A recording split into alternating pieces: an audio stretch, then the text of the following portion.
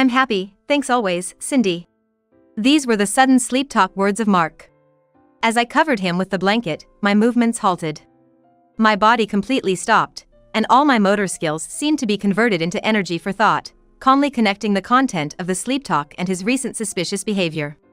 The name Mark thanked, Cindy, was familiar to me, undoubtedly the name of a woman he dated in college.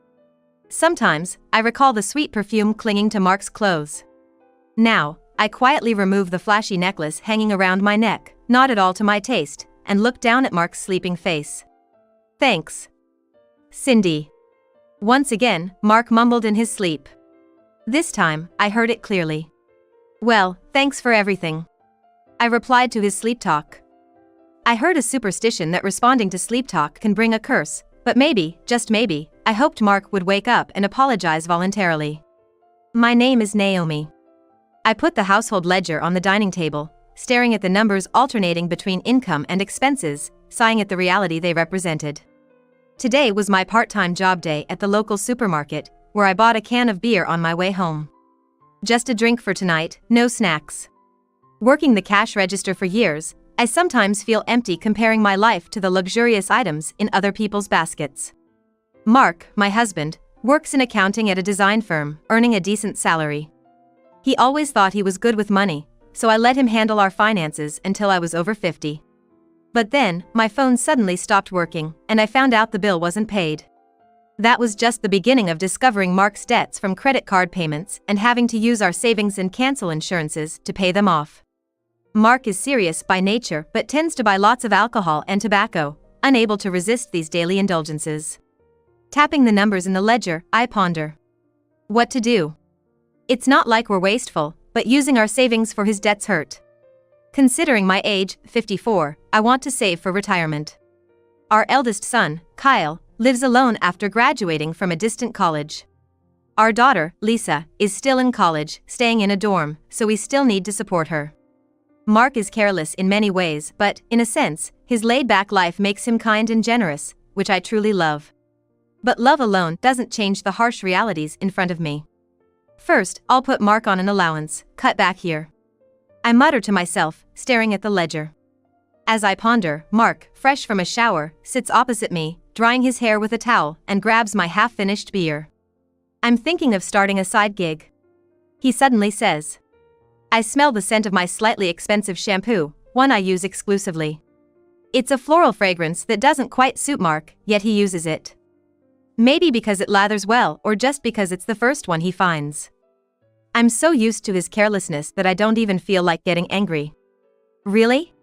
I ask without lifting my gaze from the household ledger. Mark remains silent, staring at the beer can in his hand. In the distance, I hear the sound of an ambulance siren. Both of us unconsciously strain our ears, tracking the high-pitched noise. I've caused trouble with the debt, so I'm thinking of finding something I can do. Just a bit more until Lisa graduates.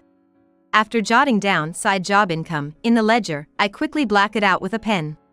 No use getting my hopes up for income that's likely to disappear as soon as he finds it too hard to juggle with his regular job.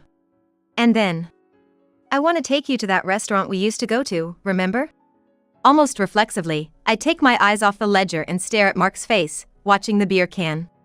That restaurant we used to go to, he said.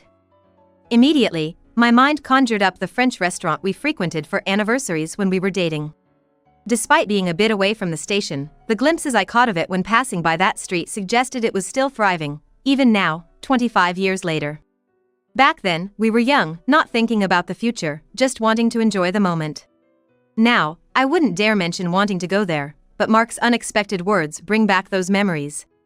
Those precious, fun times. Well, why don't you give it a try, as long as you don't overdo it? Actually, there's this night shift job for warehouse organizing, he says, his eyes lighting up with the novelty of physical labor after years in accounting. He shows me the job listing on his smartphone screen. The pay isn't bad. A few days later, true to his word, Mark starts the part-time job. After finishing his day job and dinner, he heads out to work until late at night. It's not every day, but I worry about the strain on his nearly 60-year-old body. Yet, Mark seems to be thriving, showing an energy I hadn't seen before. He seems to even look forward to these night shifts after his day job. After a few months, Mark's demeanor becomes more lively, and I think the job has become a source of vitality for him. He's gotten used to it, and recently, he's been working almost every night, coming home late. Normally, I'd be asleep, but one night when I couldn't sleep, I hear Mark coming home, the sound of the door lock turning. He goes straight to shower. As I get up to use the bathroom, I notice a faint unfamiliar perfume scent in the hallway he passed through. The sweet scent brought the word affair to my mind, but I quickly dismissed it as impossible and returned to bed. Soon, sleep overtook me, and I drifted into dreams. As Mark started coming home late at night, I noticed our conversations began to lessen. Around that time, we were approaching our 25th wedding anniversary. Even on the day itself, Mark didn't suggest going out for a meal to celebrate. Could he be planning a surprise? I wondered. I only planned to go to the supermarket to buy dinner ingredients, but I did my makeup carefully, just in case. If he had forgotten our anniversary, I thought about what kind of whims I might demand. As I walked, pondering this, I passed by that memorable restaurant we used to visit. It reminded me that I had gone out for shopping, not just a stroll. Surely, the kids must have reminded him of the anniversary, just as they did me, so he couldn't have completely forgotten. As expected, Mark probably forgot about our anniversary. He came home drunk from a can't-say-no drinking party, quickly presenting me with a necklace he likely bought at a mall. Sorry for being at a drinking party on our anniversary. These things are tough, he said with a not-so-pained cheerful smile, passing me in the hallway to head to the bathtub. I caught a faint whiff of sweet perfume. A drinking party, just with colleagues? Huh? Yeah, that's right. I'm super tired, gonna take a quick bath. I put on the necklace he gave me and took out some white wine from the fridge. I had planned to have a quiet drink with Mark when he returned, but it seemed unlikely now. I poured the well-chilled white wine into a glass and sat down. Happy anniversary, I said, toasting towards the bathroom where Mark was likely showering. The cold white wine. Mark probably didn't remember, but we always drank white wine at that memorable restaurant. We didn't know the brands or understand the tastes, just ordered it to enjoy the ambience. Remembering those younger days, a smile spilled onto my face. But drinking alone felt too empty. I didn't even take a sip, wrapped the glass in plastic wrap, and put it back in the fridge, chuckling at the somewhat poor look of it. Mark came out of the bath and lay down on the couch, soon falling asleep with a snore. He had a night off from his part-time job, so I decided to let him sleep peacefully. I brought a blanket from the bedroom and covered him with it. Then, Mark smiled happily in his sleep, with a boyish expression. My lips curved in response. Even after all these years, his carefree smile in moments like this made me feel happy. I wondered when was the last time I saw such a content smile on Mark's face, weighed down by the years. I watched him deeply moved until his lips slightly moved. I'm happy, thanks always, Cindy. He mumbled in his sleep. The blanket in my hand stopped moving, and I froze. My body completely stopped, and it seemed all my motor skills were converted into energy for thought. I coldly connected the content of his sleep talk and his recent suspicious behavior. The name Mark thanked, Cindy, was familiar to me, almost certainly the name of a woman he dated in college. I remembered the sweet perfume sometimes clinging to Mark's clothes. Now, I quietly removed the flashy necklace hanging around my neck, not at all to my taste, and looked down at Mark's sleeping face. Thanks, Cindy, he mumbled again in his sleep. This time, I heard it clearly. No, thanks for everything, I replied to his sleep talk. I heard a superstition that responding to sleep talk can bring a curse, but maybe, just maybe, I hoped Mark would wake up and apologize voluntarily. I wonder if I was harboring such naive thoughts.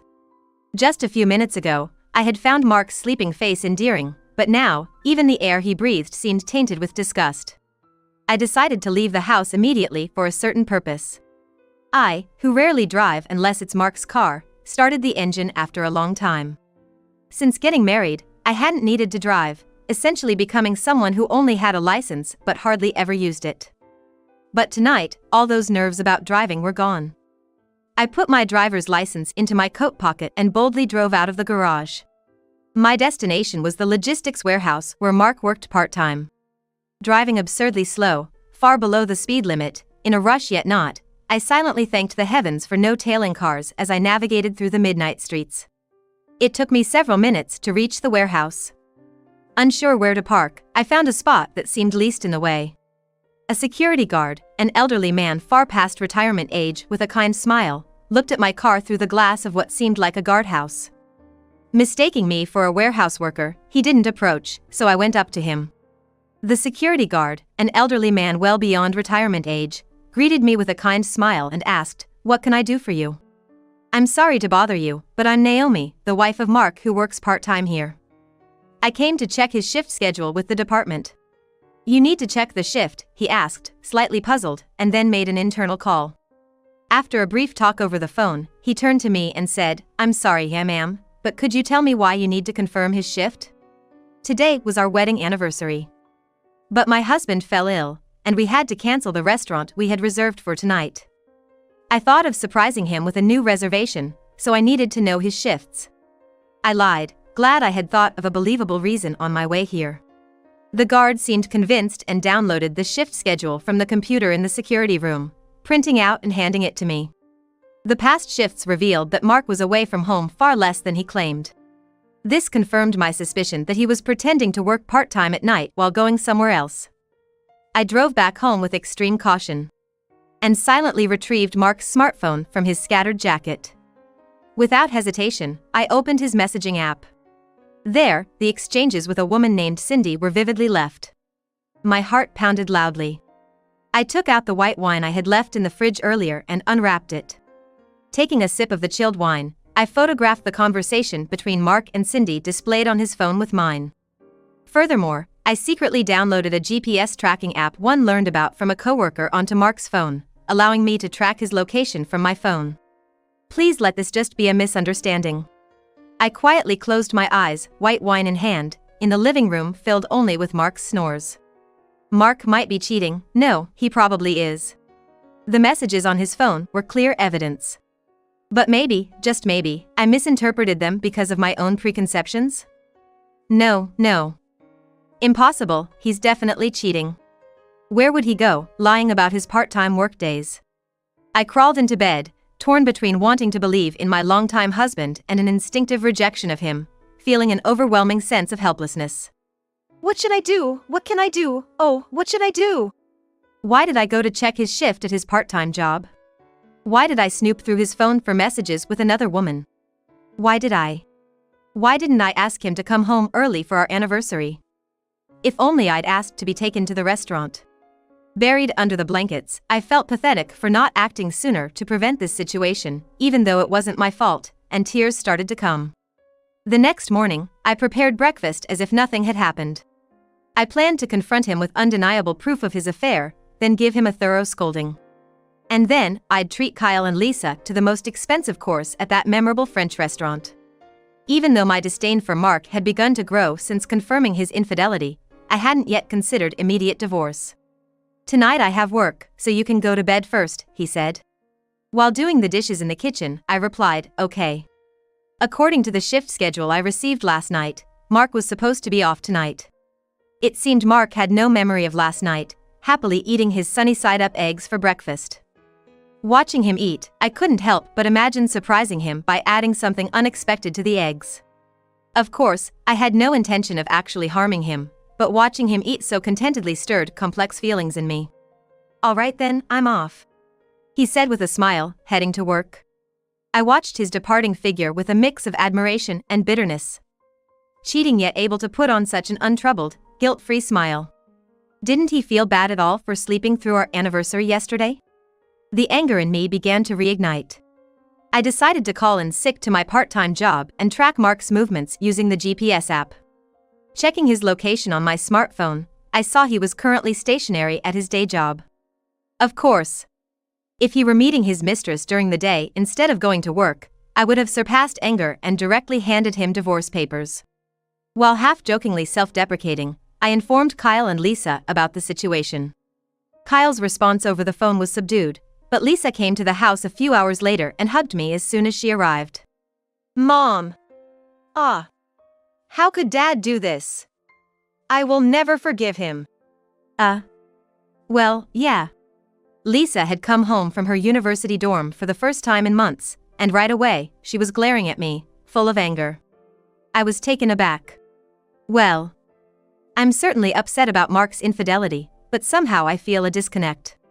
It's strange, it feels like I'm dealing with someone else's issue, not my own. It's all right, Mom. I'm here with you.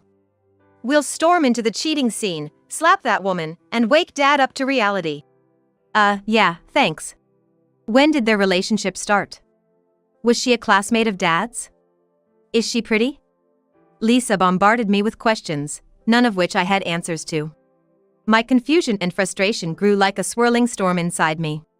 In the evening, Mark called to say he'd grab dinner on his own before heading to his work. Lisa and I exchanged looks, suspecting Mark's night out despite no work scheduled. We tracked his GPS location, planning to catch him red-handed. It's like we're detectives, watching Mark's movements on the phone screen, I thought, as we saw Mark's location moving from his company to somewhere else. Hey, if Dad stops at a shop or something, that means he's going to meet her, right? We should storm in then. Seems so. I'm getting nervous. It's not going to lead to divorce all of a sudden, right? Just to check, Mom, you're not considering divorce, are you? Lisa looked at me anxiously. Being cheated on was infuriating, saddening, but it didn't erase our 25 years together. I wasn't planning on divorce over a momentary emotion. Don't worry. I'll just make sure he never cheats again by keeping him under tight control. I replied with a mischievous smile, and Lisa also smiled, relieved. Eventually, the GPS showed Mark stopping at a location not far from a station. Let me drive. Let's go, Lisa said. When I didn't respond immediately, she looked at me worriedly. What's wrong? I just stared at her silently. Sorry, Lisa. I might get a divorce. Outside was dark by then. Sitting in the passenger seat with Lisa driving, I gripped the hem of my clothes, trembling. Looking out the car window at the sparkling lights of the busy streets, I remembered the days Mark and I walked these paths. Back when we were young, we didn't have a car and would walk from the station at night, randomly ending up at a French restaurant after wandering and talking aimlessly. I remembered entering the restaurant, anxious about the potentially high prices. Enjoying the calm music and the fancy dishes. Laughing at Mark's shock over the bill. All those memories now seemed blurred, fading away like a mirage. We saw Mark and an unknown woman dining inside the restaurant we could see from the street. The sight of them sitting opposite each other, a woman who wasn't me in my place, filled me with anger and then a numbing coldness. No, Mark. Not this place. It's our special place. I had looked forward to returning here, reminiscing about our life's ups and downs over dinner. Seeing another woman smiling in my seat was a piercing blow to my heart. Inside the quiet restaurant, only Mark and the woman were seated. Ignoring the well-dressed waitress's greeting, I walked straight to them. Ah. Mark let out a small scream at my sudden appearance. The woman, frozen with a knife and fork in her hands, just stared. I ripped off the necklace Mark had given me and tossed it in front of him. It's not what you think, Naomi. This is, well. Yeah. I get it. The debt, the careless spending, the gifts that aren't my style, even the cheating. I had wanted to forgive the cheating. But I can't forgive you for tarnishing our memories. I want a divorce. After saying that loudly, I turned my back on a flustered Mark and left the restaurant. Lisa coldly brushed off Mark's attempt to follow, saying, "It's over," and we got back into the car to go home. I caught a glimpse of the waitress looking down awkwardly as we left, feeling sorry for her. On the drive back, Lisa suddenly burst into laughter. It wasn't to lighten the mood, she genuinely found it funny. Did we even spend a minute in there? Wasn't that super quick? It takes years to build a relationship, but only a moment to destroy it. I muttered, pondering my own words. It really was over in an instant. The traffic lights were all green on the way there, but now it was just red lights, their colors unsettlingly resonating with my feelings. Nothing but red lights. Yeah, but it'll turn green soon. Lisa said with a faint smile, murmuring, "That's true." Accepting Lisa's suggestion for a drive, we continued until midnight. We left the bustling city behind and kept driving along the highway. After asking if it was okay to play some music, Lisa put on some music that was entirely new to me, with a dispassionate voice that somehow soothed me. "Thanks, Lisa," I said, looking out the dark, empty car window to hide the tears welling up in my eyes. Later, I packed my things and left the house. Lisa invited me to stay with her at her dorm for a while, and we lived together. On the day I left, Mark didn't apologize, he just stood straight and saw me off at the entrance. I'm not sure if my decision was right. I can't say I'm not anxious about living alone from now on. Naomi. I was happy till now. If you ever need anything, just tell me. I'll always be there. I turned my back to Mark without responding, feeling his gaze pierce through me, almost breaking my heart. Mark, embarrassed by his actions being exposed at work and his part-time job, apparently resigned. The woman he cheated with was married too, and it seems they had quite a fallout. But to me, all that was irrelevant. All of us blocked Mark's calls, so no one knew what happened to him afterward. I didn't ask for alimony. The very idea of any connection with Mark, even in the form of alimony, disgusted me. After Lisa graduated, I started living alone and began a new job. One day, passing by the memory-filled restaurant, I saw it had closed down. It wasn't due to poor business, the owners were elderly, and everyone has their reasons. Well then, I said, stretching my body and taking a deep breath. The bond broken by my husband's infidelity might never be repaired, but I was determined to carve out my life from here on, looking up at the clear blue sky.